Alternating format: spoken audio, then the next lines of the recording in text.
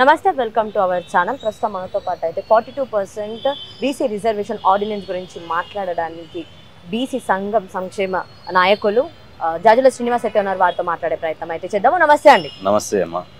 First 42% BC reservation ordinance రావడం జరిగింది. ఇది ఇంతవరకు ఓకేనా, లేకపోతే ఇంకా ఏమైనా జరగాలంటారా? అంటే ఇప్పటి వరకు అయితే ఆర్డినెన్స్ రావడాన్ని మేము స్వాగతిస్తున్నాం. ఆర్డినెన్స్ తీసుకొస్తామని రాష్ట్ర ప్రభుత్వం నిర్ణయించడాన్ని స్వాగతిస్తున్నాం. ఎందుకంటే రాష్ట్ర ప్రభుత్వం ముందున్నటువంటి తక్షణ కర్తవ్యం, తక్షణ విధి ఇది తప్ప ఇంకోటి లేదు. ఎందుకంటే ఒకవైపు హైకోర్టు ఏమో నెల రోజుల లోపల రిజర్వేషన్ నిర్ధారించాలి, ఆ తర్వాత 3 నెలల్లో సెప్టెంబర్ 30 లోపు స్థానిక సంస్థల ఎన్నికలు సంపూర్ణంగా కంప్లీట్ చేయాలని చెప్పి జడ్జిమెంట్ ఇవ్వడం జరిగింది. ఇంకొక వైపు ఏమో కులగణన చేసి, కులగణన తర్వాత అసెంబ్లీలో బిల్లు చేసి, ఆ బిల్లు ఏప్రిల్ 11వ తేదీ నాడు గవర్నర్ గారి ద్వారా ఢిల్లీకి చేరింది, కేంద్ర ప్రభుత్వం దగ్గర పోయింది. కానీ 3 నెలలు అయింది, ఇప్పటికీ జూలై 11, ఏప్రిల్ 11న పోయిన బిల్లు జూలై 11 అంటే 3 నెలలుగా ఢిల్లీలోనే ఆ ఫైల్ మూలుగుతుంది ఆ బిల్లు. కాబట్టి కేంద్ర ప్రభుత్వం రిజర్వేషన్లు, బీసీ రిజర్వేషన్లు పెంచేటువంటి అవకాశం ఏ కోశాన లేదు. దాంతో ఆ సిగ్నల్ తోటి తేలిపోయింది. ఇక మూడో అంశము, లోకల్ బాడీ ఎన్నికల కంటే ముందే బీసీ రిజర్వేషన్లు ఇచ్చిన మాట ప్రకారం 42% పెంచిన తర్వాతనే ఎన్నికలు వెళ్ళాలని చెప్పి బీసీ సంఘాలుగా మేము నిత్యం పోరాటం చేసి ప్రభుత్వం మీద ఒత్తిడి తీసుకొస్తాం.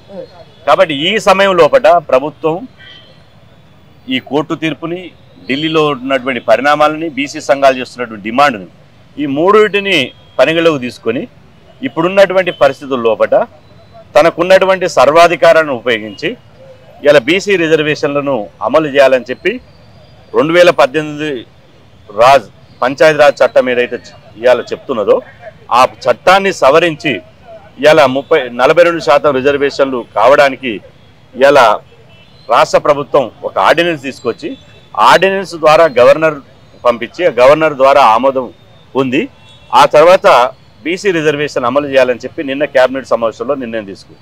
అంటే ఈ ఉన్న ఆప్షన్లో బెస్ట్ ఆప్షన్ ఇదే. ఇప్పుడు ఉన్న పరిస్థితుల్లో ఏ రాష్ట్రంలో చూసినా కూడా, అది రాజస్థాన్ కానివ్వండి, లేకపోతే బీహార్ కానివ్వండి, ఇలా వేరే రాష్ట్రాలు మనం చూసినా ఎక్కడ కూడా ఆర్డినెన్స్ తీసుకొచ్చినా కూడా అది నుంచోలేకపోయింది. మరి ఇది ఇక్కడ నుంచుంటుందా తెలంగాణలో? అంటే ఇక్కడ సుప్రీంకోర్టు ఏ ప్రభుత్వం అయితే శాస్త్రీయమైనటువంటి ఒక డేటా, ఎంపారికల్ డేటా ఉంటుందో, ఏ వర్గాలకు అనుకున్నంత రిజర్వేషను తమ జనాభాకు పేదరికం ఆధారం కావచ్చు, సామాజిక ఆర్థిక రాజకీయ వెనుకబడతనం కావచ్చు, ఆ ఆధారంగా రిజర్వేషన్లు పెంచుకునేటువంటి వెసులుబాటు ఉంటుందని చెప్పి రాజ్యాంగంలో ఒక మాట ఉంది. కాబట్టి ఆ రాజ్యాంగంలో ఉన్నటువంటి ఈ సుప్రీంకోర్టు ఇచ్చినటువంటి జడ్జిమెంటును ఇవాళ పరిగణలోకి తీసుకొని ఇంతకుముందు మీరు చెప్పినట్టు ఏ రాష్ట్రాలు అయితే ఈ ఆర్డినెన్స్ నిలవలేదని మీరు చెప్పారో ఆ రాష్ట్రాల్లో కులగణన జరగాలి, ఎడ్యుకేషన్ కమిషన్ ఏర్పాటు చేయలేదు. ఇవాళ కుల గణాంకాలు అఫీషియల్గా ప్రభుత్వం అధికారికంగా 56.7% ఉందని చెప్పి వెల్లడించాలి. ఆ తర్వాత ఆ వెల్లడించిన తర్వాత ఆ బీసీలలో సామాజిక రాజకీయ వెనుకబాటుతనం ఇంత ఉంది అని చెప్పి తేల్చలేదు. కాబట్టి తెలంగాణ ప్రభుత్వం ఇవన్నీ చేసి చూపించింది. కులగణన, సమగ్ర కులగణన చేశారు, కానీ అదే కులగణని కూడా అది సరిగ్గా చెయ్యలేదు, బీసీని పాపులేషన్ తక్కువ చేసి చూపిస్తున్నారు అని చెప్పి కూడా మాట్లాడింది ఈ బీసీ సంఘాలే కదా. అవును, మరి దీన్ని ఇప్పుడు నేను అప్పుడు చెప్పినా ఇప్పుడు చెప్తున్నాను. ఇంట్లో ఎలుకలు ఉన్నాయని ఇల్లు తగలబెట్టుకున్నాను. 1931 తర్వాత మొదటిసారి కులగణన జరిగింది. మొదటిసారి చేసినప్పుడు కొన్ని తప్పులు దొరలను సహజం. ఆ తప్పులు సరిదిద్దుకోవాలని చెప్పి మేము ప్రభుత్వం మీద పోరాటం చేసినాం. ఆ తప్పులను సరిదిద్దుకుంటూ రెండోసారి అవకాశం ఇచ్చారు. రెండోసారి 15 రోజులు అవకాశం ఇచ్చి మళ్ళీ కులాలను నమోదు చేసుకుని, ఇప్పటిదాకా ఆఫ్లైన్ చేసుకున్నారు, ఆన్లైన్ చేసుకుని రెండోసారి అవకాశం ఇచ్చారు. రెండోసారి అవకాశం ఇచ్చిన తర్వాత ఒక 2% పెరిగింది. కానీ ఇంకా మా అంచనా ప్రకారం ఇంకొక 5% పెరగాలి.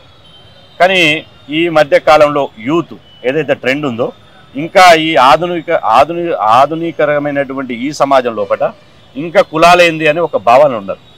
కాబట్టి వాళ్ళు తమ కులం పేరు చెప్పలేకపోయారు. కాబట్టి అట్లా కొంత మిస్ కాగలిగింది. అయినప్పటికీ రిజర్వేషన్లు పెంచాల్సినటువంటి ఏదైతే 42% పెంచాలనుకున్నటువంటి శాతం ఉందో ఆ శాతానికి ఏం కొదవలేదు. పెంచేది 42% అయితే బీసీల జనాభా ఉన్నది 56.6% ఉంది. కాబట్టి సరిపోతుంది. దీనికి పెద్ద కుల రిజర్వేషన్లు పెంచడానికి కావలసినంత జనాభా ఉంది కాబట్టి పెద్ద పరాకేముండదు. కాబట్టి అన్నిటిని దృష్టిలో పెట్టుకొని ఇప్పుడున్నటువంటి బెస్ట్ ఆప్షను, ఇప్పుడున్నటువంటి రిజర్వేషన్లు పెంచే అంశము ఇవాళ కులగణన డేటా ఆధారంగా రిజర్వేషన్లు పెంచడానికి ఆర్డినెన్స్ తీయడమే ఒక మార్గము.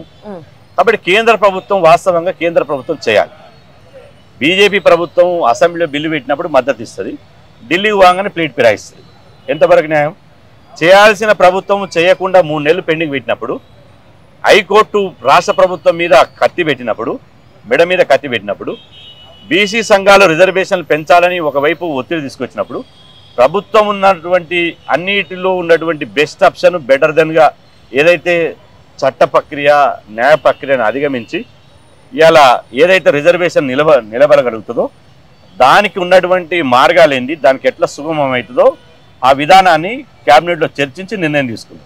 కాబట్టి ఇది 100% ఇది అమలవుతుందని మాకు విశ్వాసం. కానీ కొన్ని మనం సంఘటనలు చూసినప్పుడు జయలలిత గారు ఇదే పరిస్థితి ఉంటే ఆమె వెళ్ళి కొట్లాడి ఢిల్లీలో కూర్చొని 9th షెడ్యూల్లో అది ఇంప్లిమెంట్ అయ్యేదాకా ఊరుకోలేదు కదా. అలా ఇక్కడ రాష్ట్రం నుంచి ఈ ప్రభుత్వం పోతుంది అనే నమ్మకాలు మీకున్నాయా? అలా వెళ్ళి కూర్చొని ఫైట్ చేసి తీసుకొస్తారు, ఇప్పుడు తీసుకొచ్చే పరిస్థితులు అప్పటి ప్రభుత్వం వేరు, ఇప్పటి ప్రభుత్వం వేరు. అప్పుడు పార్టీల వారిగా చూడకుండా ప్రభుత్వాల వారిగా చూసేది. ఒక రాష్ట్ర గవర్నమెంట్ వాళ్ళు అసెంబ్లీ తీర్మానం చేసి తీసుకొచ్చింది కాబట్టి ఆ రాష్ట్ర ప్రజల్ని రాష్ట్ర ఆకాంక్షలను గౌరవించాలని అప్పుడు పివి నరసింహారావు గారు ఆలోచించారు. ఇప్పుడేం చేస్తున్నారు? ఇప్పుడు రాష్ట్రంలో ఉన్నది ప్రతిపక్ష ప్రభుత్వం, కాంగ్రెస్ ప్రభుత్వం ఉంది. మేము బీజేపీలో మేము ఎందుకు చేయాలి? ఈ యాంగిల్లో పార్టీల కోణంలో ఆలోచిస్తున్నారు కాబట్టి రిజర్వేషన్ల సమస్యకు పరిష్కారం లభించలేకపోతుంది. అంటే బీసీలకు బీజేపీ అన్యాయం చేస్తుందని అంటున్నారా? దీన్ని బట్టి తెలిసిపోతుంది కదా. కానీ కులగణన చేసి రిజర్వేషన్ల ప్రక్రియ చేసి 3 నెలల బిల్లు పంపిస్తే ఆమోదం తెలపదు. ఆమోదం తెలపకపోగా పుండు మీద కారం తెలినట్టు బీసీలకు ముఖ్యమంత్రిని చేస్తామని చెప్పి బీజేపీ పక్ష నాయకుడిగా మహేశ్వర్ రెడ్డి గారిని అగ్రకులానికి సంబంధించిన నాయకుని చేసింది. బీసీ ముఖ్యమంత్రిని చెప్పి ఈ మధ్యనే బీసీలకు అదిగో బీసీలకు అధ్యక్ష పదవి, ఇదిగో బీసీలకు అధ్యక్ష పదవి అని ఊరడించి చివరికి ఒక అగ్రకుల సామాజిక వర్గానికి సంబంధించిన ఆయనను బీజేపీ రాష్ట్ర పార్టీ అధ్యక్షునిగా చేసింది. దీన్ని బట్టి బీజేపీ ఎవరి పక్షమో తేలిపోయింది కదా. బీసీల పక్షము నిలబడదు బీజేపీ అని తేలిపోయింది కదా. కానీ ఇక్కడ వేరే రాష్ట్రాలలో ఇతర రాష్ట్రాలలో చూసుకున్న బీసీలే సీఎంలు ఉన్నారు అండ్ మోడీ పిఎం కూడా ఒక బీసీనే. మరి దీన్ని ఎలా చూడొచ్చు అంటారు? అంటే ఇక్కడ బీజేపీ బీసీ వాళ్ళని పైకి తీసుకొస్తున్నట్టు ఎక్కడ కనిపించట్లేదా? ఇప్పుడు బీజేపీ వైఖరి ఇంటి దీపం అని ముద్దాడితే మూతి గాలినట్టుంది. ఇప్పుడు బీసీ ప్రధానమంత్రి ఉండి 11 సంవత్సరాలుగా బీసీలకు ఏం చేసిండు? ఒక ప్రత్యేక మంత్రిత్వ శాఖ పెట్టిండా? పెట్టలేదే. చట్టసభలో రిజర్వేషన్లు పెట్టిండా? లేదే. మహిళా బిల్లు తీసుకొచ్చిండు, బీసీ మహిళలకు సభ కూడా పెట్టిండా? లేదే. కేంద్ర బడ్జెట్లో 56 లక్షల కోట్ల కేంద్ర బడ్జెట్లో బీసీలకు నిధులు కేటాయించిండా? లేదే. దేశవ్యాప్తంగా బీసీ సప్లాన్ తీసుకొచ్చిండా? లేదే. కేవలం ఆయన పేరుకే బీసీ ప్రధానమంత్రి తప్ప బీసీలకు ఆయన చేసింది శూన్యం. బీసీలకు ఆయన చేసింది ఏమీ లేదు. కాబట్టి ఇవాళ మేము అడుగుతున్నది ఏంటంటే బీసీ ప్రధానమంత్రి ఉన్నప్పటికీ కూడా బీసీలకు అన్యాయం జరుగుతుంది. కాబట్టి ఈ పరిస్థితుల లోపల రేపు రేవంత్ రెడ్డి గారి ప్లేస్లో ఏ ముఖ్యమంత్రి ఉన్నా ఏ పార్టీ ఉన్నా చేసే పని ఇదే. కాబట్టి ఇప్పుడు కావాల్సింది దీనికి రిజర్వేషన్లకు పరిష్కార మార్గం ఏంటంటే అన్ని రాజకీయ పార్టీలకు నేను అప్పీల్ చేస్తున్నా, దీని మీద రాజకీయం చేయకండి. దీని మీద కోడి మీద ఈగలు పీకేటట్టు శవాల మీద పేలాలు ఏరుకున్నట్టు రాజకీయాలు చేయొద్దని నేను విజ్ఞప్తి చేస్తున్నాను. మీకు బీసీల మీద నిజంగా చిత్తశుద్ధి ఉంటే, బీసీల పట్ల మీకు నిజంగా మాకు ఓట్లు వేసిరు, మా పార్టీ సభ్యత్వాలు తీసుకురు, మాకు రాజకీయ ఊడిగం చేస్తున్నారని మీకు నిజంగా ఉంటే బీసీల ప్రయోజనాల కోసం మీరు ప్రయత్నం చేయండి. లేకపోతే మేము దొంగచాటుగా అగ్రకులాలను తీసుకొచ్చి మేము కోట్లలో కేసులు వేపిస్తాం, దీన్ని ఆటకెక్కిస్తాం, బీసీలను బలిపశువులు వేస్తామంటే మేము చూస్తూ ఉరకడమా? ఒక్కొక్కరిని తాటదిస్తాం. ఒక్కొక్క ఏ రాజకీయ పార్టీ బీసీ వ్యతిరేక వైఖరి వివరిస్తుంది. బీసీలకు దోస్తులోడో బీసీలకు ద్రోహులోడో మేము తెలుస్తాం. బీసీలకు దోస్తులైతే బీసీల పక్షాన ఉంటాం, బీసీలకు ద్రోహులైతే అనేక వేదికలను అడ్డం పెట్టుకొని బీసీలను నోటికాడి ముద్దను గుంజుకోవాలని చూస్తారు. కాబట్టి ఈ రకమైనటువంటి ఆలోచన చేస్తే వాళ్ళ మూలాలు ఏంది, కోర్టుకు పోయినోడు ఏంది, ఏ పార్టీలో మెంబర్షిప్ ఉంది, వాళ్ళ కుటుంబం ఏ పార్టీలో ఉంది, వాడు ఎవడు తీసుకుపోయిండు, ఎవడు కోట్లలో ఇప్పించిండు, రిజర్వేషన్ల దాన్ని ఎవడు రవాణా కాష్టంలాగా మారుస్తుండో మేము గమనిస్తాం, డేగ కన్నులాగా మేము చూస్తాం, నిశ్చితంగా పరిశీలిస్తాం. కాబట్టి ఇప్పటికైనా దీనికి ముగింపు పలకండి. 18 నెలలుగా ఇది కొనసాగుతూనే ఉంది కదా, 18 నెలలుగా మేము కొట్లాడుతూనే ఉంటున్నాం, మాట్లాడుతూనే ఉంటున్నాం, మీలాంటి వాళ్ళు సహకరిస్తూనే ఉంటున్నారు. అయినా కూడా ఎన్ని రోజులు దీన్ని రవాణా కష్టంలాగా మారుస్తారు? మేము అంటున్నాం అగ్రవర్ణాల వాటా మాకు వద్దు, ఎస్సీ ఎస్టీ మా సోదర కులాల వాటా వద్దు. మేము 60% ఉండి కూడా 42% వాటా అడుగుతున్నాం కదా. మేము అడిగిన దాంట్లో న్యాయము ధర్మం ఉంది కదా. న్యాయము ధర్మం ఉన్నప్పటికీ కూడా ఎందుకు ఇలా సైంధవులాగా అడ్డుకుంటున్నారు? కాబట్టి అడ్డుకోవద్దని మేము విజ్ఞప్తి చేస్తున్నాం. అడ్డుకుంటే బరాబర్ మీ పని పడతాం. మీ రాజకీయంగా మీరు ఎట్లా వస్తారో, బీసీలను ఎట్లా ఓట్లు అడుగుతారో, రేపు ఏ ముఖం పెట్టుకొని బీసీల దగ్గరికి వస్తారో మీ సంగతి తెలుస్తాం. రైట్. సొమ్ము కలదైతే సోకు కలదు అన్నట్టుగాను కవిత వ్యవహరిస్తుంది అని చెప్పి కూడా వార్తలు అయితే వినిపిస్తున్నాయి. ఏదైతే తను ఈరోజు సంబరాలు చేసుకుందో, బీసీకి 42% రిజర్వేషన్ ఆర్డినెన్స్ వచ్చినందుకు గాను ఆమె సంబరాలు చేసుకుంటుంది. దాన్ని ఎలా చూడొచ్చు అంటే కొట్లాడి కష్టపడిందేమో బీసీ సంఘాలు, బీసీ సంక్షేమాలు, మరి అక్కడ చేసుకుంటున్నారు జాగృతిలో. దీన్ని ఎలా చూడొచ్చు అంటారు? ఇప్పుడు ఆమె సంబరాలు చేసుకుంటున్నది ఏంటంటే, మేము 10 సంవత్సరాలు ఉన్నప్పుడు రిజర్వేషన్ తగ్గించడం సంబరాలు చేసుకుంటాం. 10 సంవత్సరాలు ఈ రిజర్వేషన్లు ఈ రవాణా కష్టంలాగా రగిలి మండిపోవడానికి కారణం వాళ్ళే కదా. ఈ పాపం ఎవరిది? బీఆర్ఎస్ పార్టీదే కదా. ఇప్పటికీ బీఆర్ఎస్ పార్టీలో కవిత గారు ఉన్నది కదా. జాగృతి వేరు, కవిత వేరు కాదు. జాగృతి బ్యానర్ మీద కేసీఆర్ గారు బొమ్మ ఎందుకు పెడుతున్నారు? జాగృతి అయినప్పుడు పూలే అంబేద్కర్ బొమ్మ పెట్టాలి కదా. కాబట్టి ఈ రోజు వరకు కూడా ఈ మధ్యనే ఆమె టీవీలలో ఇంటర్వ్యూ ఇస్తూ నా లక్ష్యం బీఆర్ఎస్ను అధికారంలో తీసుకురావడమే, నా లక్ష్యం మా కేసీఆర్ గారిని సీఎం చేయడమే. నీ లక్ష్యం కేసీఆర్ని చేసినప్పుడు బీసీల ప్రయోజనాలంతా, బీసీలలో వస్తున్న చైతన్యాన్ని మళ్లించి బీఆర్ఎస్ పార్టీకి ఓటు వేయించి మళ్ళీ 60% ఉన్న వాళ్ళని ముఖ్యమంత్రి కూర్చోబెట్టడమే కదా. ఒక బీసీని ముఖ్యమంత్రిని చేస్తామని ఎందుకంటలేవు? బీఆర్ఎస్ పార్టీ బీసీని ముఖ్యమంత్రి చేయాలని ఎందుకు డిమాండ్ చేస్తలేవు? కానీ కనీసం కవిత ఇప్పటికైనా 42 అంటే బీసీల కోసం పోరాడింది కదా. 42% ఆమె ఎప్పుడు పోరాడింది? కులగణన చేసినప్పుడు ఆమె జైల్లోనే ఉంది. డెడికేటెడ్ కమిషన్ వేసినప్పుడు జైల్లోనే ఉంది.